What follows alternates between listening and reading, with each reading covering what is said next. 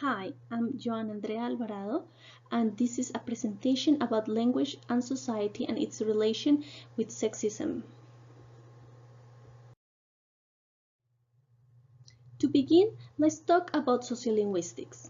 Sociolinguistics can be defined as the descriptive study of the effect of any and all aspects of society, including cultural norms, expectations, and context, on the way language is used and the effects of language use on society.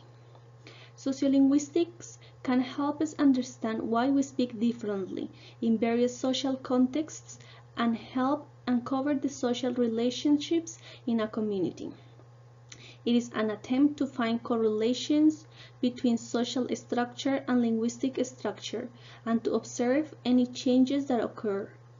It is about asking important questions concerning the relationship of language to society. A major topic in sociolinguistics is the relationship between language and gender. Interesting developments in recent years have been trying to give answers around the question if a language can be sexist or is sexist the people who use this language. For this presentation, we will dig in onto the relationship between language and sexism in society. There are several possible relationships between language and society. One is that social structure might either influence or determine linguistic structure and/or behavior. For example, the age grading phenomenon, where language differs according to the age. The second possibility is that linguistic structures and/or behavior might either influence or determine social structures. For example, the Worfian hypothesis that claims that languages can be sexist rather than the speakers of a language. A third possibility is that the influence is bidirectional, and language and society might influence each other. The last possibility is that there is no relationship between linguistic structure and social structure, and each one is independent of the other.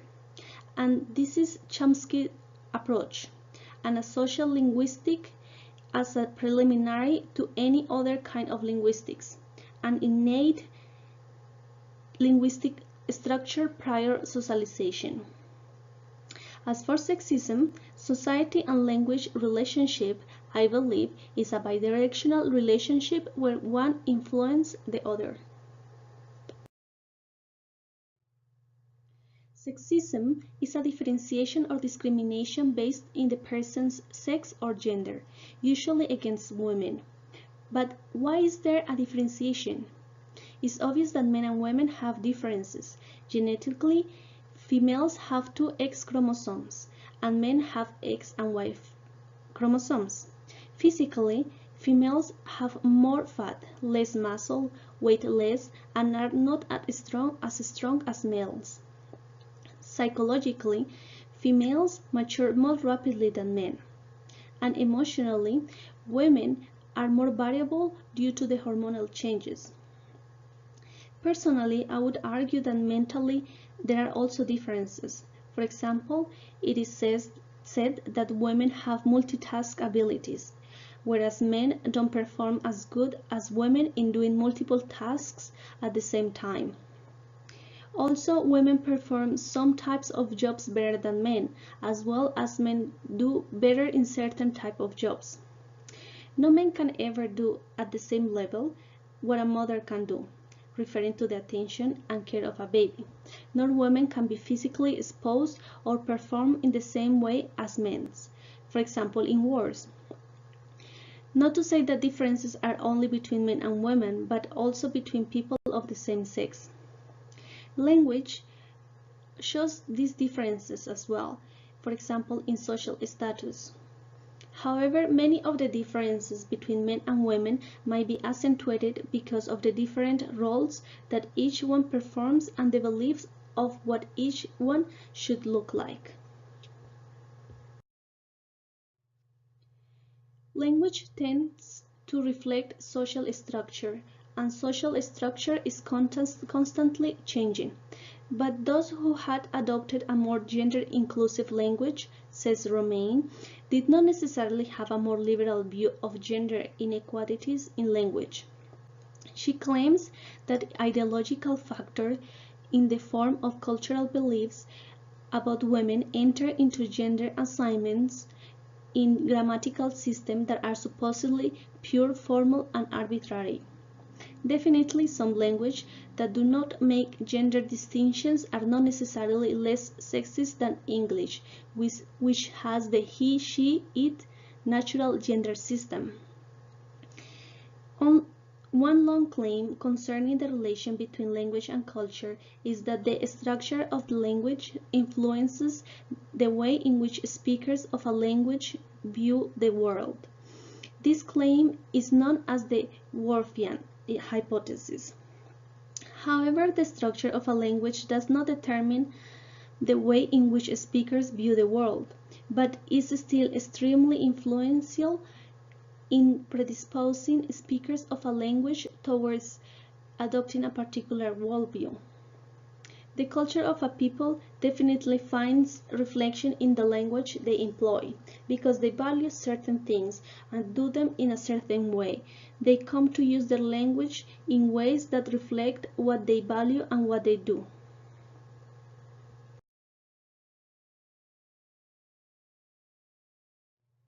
Some languages have a gender-differentiated dialect. For example, the Australian Aboriginal language Yainiwa, where there are different class marking prefixes on nouns, verbs, and pronouns, requiring boys to shift from their mother dialect that they learn to the main dialect. Some studies have found differences between the speech of men and women in a variety of languages. In conversations involving men and women, many researchers agree that men speak more than women do. Some of those studies found that the content categories of men-to-men conversation focused on competition and teasing, sports, aggression, and doing things. As for women-to-women, the conversations focused on the self, feelings, affiliation with others, home, and family. On the other hand, in cross-gender conversation, men frequently interrupt women more than the other way around. Some claim that it is a means of them dominating and controlling interactions.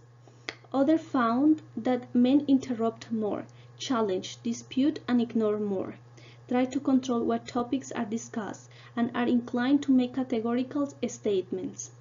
In conclusion, during conversations, it seems that men and women exhibit the power relationships that exist in society, with men dominating women.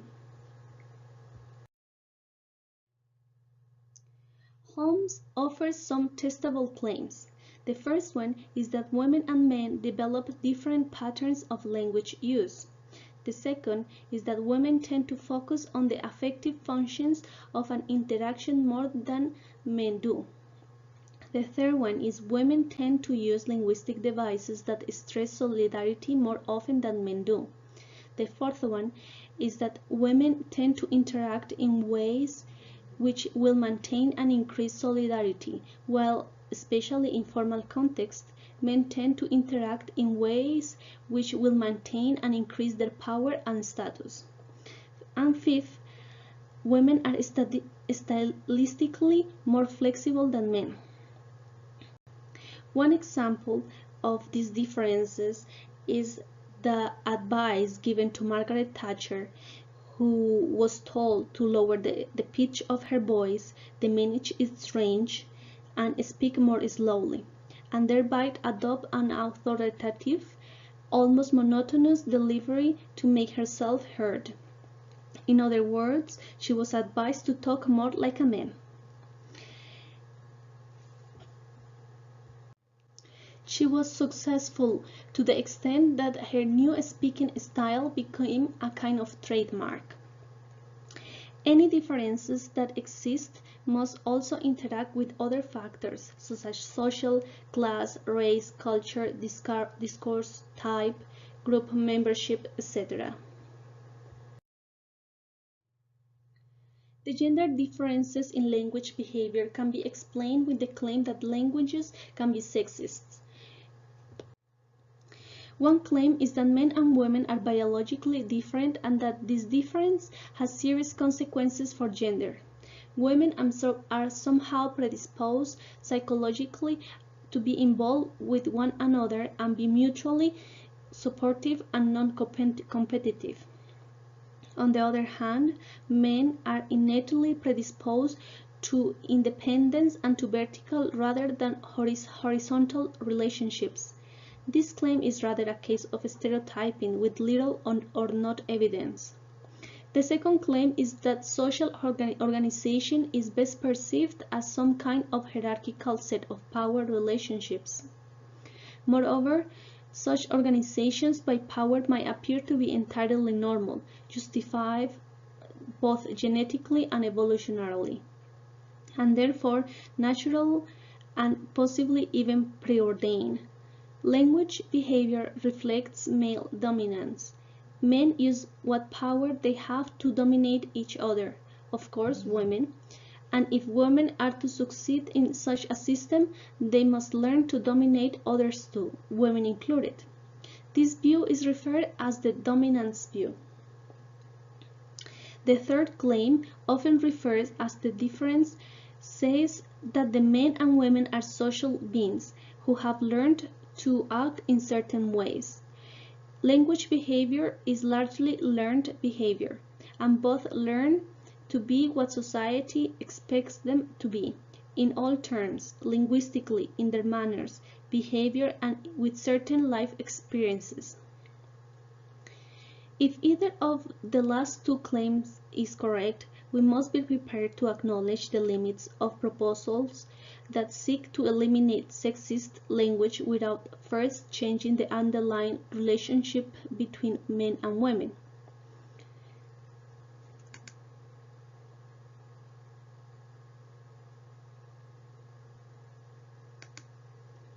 Some suggestions have been made, for example, salesperson instead of salesman, ordinary people from the common man, but other changes are more resistant to change, such as the he or she distinction in English. All deliberate attempts to change or modify languages to free them of perceived sexism or make them gender neutral are a form of language planning. Sometimes the goal appears to be to force language to catch up with social change, and at other times it seems designed to bring about social change through mandating language changes. However, it requires to accept a very Worfonian view.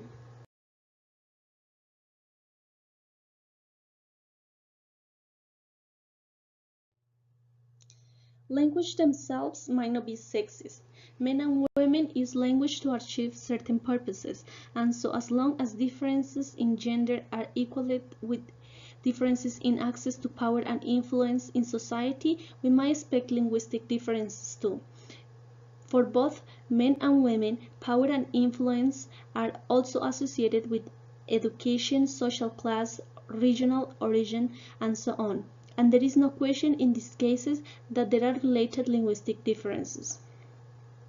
Wardow's own view is that men's and women's speech differ because boys and girls are brought up differently, and men and women often fill different roles in society.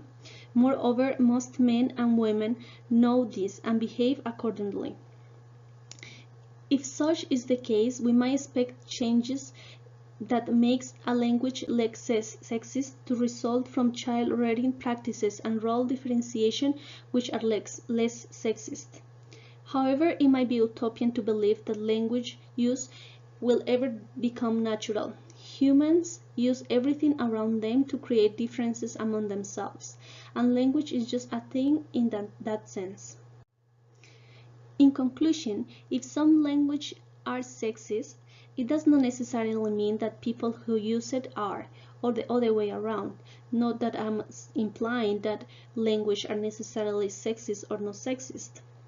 What I believe is that language at first was a result of the communication needs that expressed the social relationships and at the natural relationship between people is a hierarchical one, between people in general and between men and women. About sexism, it might have started as a result of the dependence of women who were bearing children on men who can provide. This relation might have influenced linguistic structures, and those linguistic structures might have perpetuated social relationships at the same time. But as the environment changes, language will change and try to adapt to the new society. The modified language will pass on to the new generation, and social structures and beliefs that might be challenged and modified language and society. What makes a culture or language sexist is in reality a mix of everything. The fact that men and women are different, the fact that men and women are raised different, and often fill different roles in society, plus other factors such as cultural history, tradition, social status, religion, everyday practices, and personal experiences can be other factors. What we know is that some language items can be changed by the cultural practices, but other are perpetuated to mark differences between people. In the same way, some changes in the language might influence people to be more conscious of the difference and try to raise the next generation with less differentiations.